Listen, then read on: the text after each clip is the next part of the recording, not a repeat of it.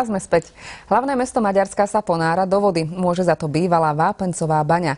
Dnes je vyhľadávanou atrakciou pre potápačov. Viac nám povie Dalibor Skladan.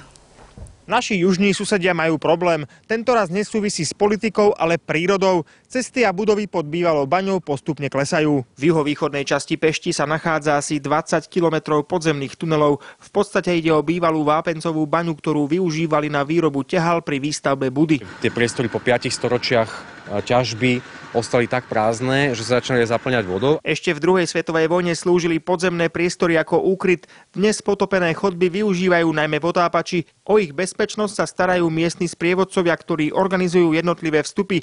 Budapešť, alebo skôr to, čo je pod ňou, láka aj Slovákov z klubu technického a jaskinného potápania. Niekde sa píše, že je to približne 20 metrov pod povrchom. Sú tam dokonca 3 také časti, ktoré v druhej svetovej vojne slúžili ako kostoly. Tie spolné podlažia sú vlastne zatopené. Dneska existujú 4 cesty.